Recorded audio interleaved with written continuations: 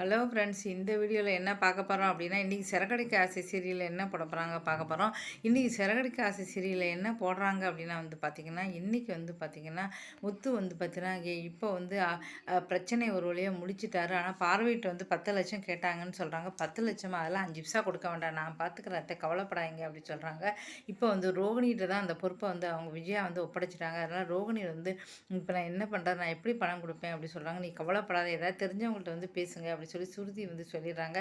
சரி, நான் தெரிஞ்சவங்ககிட்ட பேசுகிறேன் அப்படி சொல்லிட்டு பார்த்தீங்கன்னா, அவங்க பார்த்தீங்கன்னா திட்டிட்டு பேசுகிறாங்க. என்னாலாம் எதுவும் செய்ய முடியாது அப்படி சொல்கிறாங்க. நீ எவ்வளோ 10 லட்சமா? ஆமாம். அப்போ ஒன்று பண்ணுங்கள், நீங்கள் டிவி ஏசி ஏதாவது பொருளை கொடுத்துருங்க அப்படி சொல்கிறாங்க. நீ சொல்கிறது கரெக்டு தான் அப்படி சொல்லுறாங்க. மனோஜிட்ட போய் சொல்கிறாங்க. உடனே மனோஜ், அம்மா எனக்கு தெரிஞ்சவர் கூட இன்ஸ்டால்மெண்ட் கொடுத்தாங்க, அந்த மாதிரி இன்ஸ்டால்மெண்ட்டுக்கு நம்ம பொருளை கொடுத்துடலாம் சொல்கிறாங்க. சரி, அப்படியே சரி நடக்கட்டும் அப்படின்னு சொல்லிடுறாங்க. இங்கே முத்து நேரம் இங்கே திட்டுறாரு. என்ன இதே ஹோட்டலில் போய் 2 பேரும் தப்பு நடந்தால் செய்வீங்களா? இப்போ பெருசாக 10 லட்சம்லாம் கேட்குறீங்க, அதெல்லாம் ₹1 கூட தரமாட்டோம் சொல்லி திட்டுறாங்க. உங்கள் வீட்டில் தான் நடந்தது, அது எப்படி நீங்கள் நஷ்டஈடு தராமல் இருப்பேன்? எங்கள் வீட்டில் நடந்தால் நாங்கள் ஏன் நஷ்டஈடு தரணும்? இந்த ஹோட்டலில் நடந்தால் நாங்கள் தரணுமா? அப்படி இப்படி சொல்லிட்டு முத்து பயங்கரமாக பேசுகிறாரு. இந்த பாரு தம்பி, நீ பேசுகிறது சரி கிடையாதுன்னு சொல்கிறாங்க. நான் எல்லாம் சரியாக தான் பேசுகிறேன், வாய முடுங்க அப்படி சொல்லி திட்டுறாரு. திட்டி எல்லாம் முடிச்சதுக்கப்புறம் பார்த்தீங்கன்னா, இதுக்குள்ளே சிட்டி ஆட்கள்லாம் வந்துடுறாங்க. திட்டிட்டு முத்து 5 பைசா தர முடியாதுன்னு போகிறாங்க. இதுக்கப்புறம் பெரிய சண்டை வந்தது, வெளியில் போயிறாங்க. அதே சமயம் சிட்டி ஆட்கள் எல்லாரையும் அடிச்சிடுறாங்க. அடிச்சுட்டு வெளியில் முத்து நீ சொன்ன மாதிரி பண்ணிட்டோம் அப்படி சொல்லிட்டு போகிறாங்க.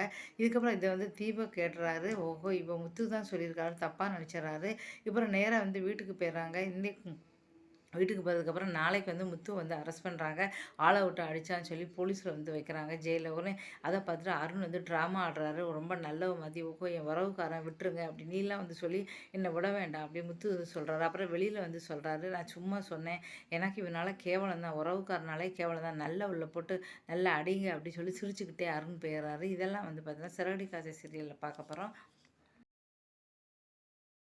இதுக்கடுத்து என்ன போட போகிறாங்க அப்படி, இதுக்கடுத்து பார்த்தீங்கன்னா பாண்டியன் ஸ்டோர் பார்க்க போகிறோம். பாண்டியன் ஸ்டோர் இப்போ பரபரப்பாக போய்கிட்டு இருக்கு சொல்லலாம். ஏன்னா பாண்டியன் ஸ்டோரில் பார்த்தீங்கன்னா ராஜீவ் ஒரு நகையை விற்க போகிறது, தன்னோட ஃபைனான்ஸு அப்படி தெரியாமல் விற்க வந்துட்டாங்க. இப்போ பார்த்தீங்கன்னா சித்தப்பா பயங்கரமாக கோமதி கூட சண்டை போடுறாங்க. எப்படி நீங்கள் பார்த்தீங்கன்னா நகை விற்கிறான் ஒரு ராஜி, எனக்கு விஷயமே தெரியாது, நகையை கிடச்சா திருப்பி தரேன்னு சொல்லிட்டு இப்போ பார்த்தீங்கன்னா நைஸாக விற்று ஆட்டையை போடுறீங்களா அப்படி இப்படின்னு சொல்லிட்டு பாருங்க.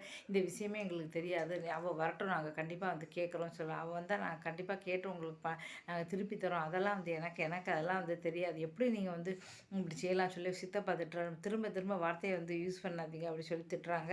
இப்போ என்ன தான் முடிவு சொல்கிறாங்க, இருங்க வரட்டும் அப்படின்னு சொல்கிறாங்க. இதுக்குள்ளே ராஜி வந்துடுறாங்க. ராஜி என்ன நகை கிடச்சிதா, நீ ஏன் எங்ககிட்ட கொடுக்கல அப்படின்னு சொல்லி பாண்டியர் கேட்குறா. நகை கிடச்சா நீ போலீஸ் ஸ்டேஷனில் எங்கிட்ட தான் கொடுத்தாங்க, போலீஸ் ஸ்டேஷனில் கொடுத்தா நீ எங்கிட்ட தானே தரணும், எதுக்காக அவகிட்ட கொடுக்க, நீ விற்கிறதுக்கு போனியா? ஆமாம் விற்க போனேன், நீ எதுக்காக செஞ்ச அப்படி சொல்லி திட்டுறாங்க. உடனே கோவம் வந்துடுது. சித்தப்பா அப்படி உடனே இன்றைக்கி நீங்கள் மானமாக இருக்கிறதுனா அதுதான் காரணம், கதிரை பற்றி ஏதாவது பேசுனீங்க அப்புறம் நான் கோவப்படுவேன். ஓஹோ, புருஷன் மேலே அவ்வளோ பாசமும் அப்படி கேட்குறாரு. நீங்கள் மானமாக இருக்கேன்னா கதிர் தான் காரணங்கிறாரு. இதை பார்த்து கோவிந்தி, ஐயோ என்ன சொல்கிறா, இவ கல்யாண கதையை சொல்ல போகிறா அப்படிங்கிற. நாளைக்கு கல்யாண இடத்துல நடந்த உண்மையான விஷயத்தை பூரா ராஜி சொல்ல போகிறாங்க. இதுக்கப்புறம் என்ன நடக்க போகுது அப்படிங்கிறத பார்க்கலாம்.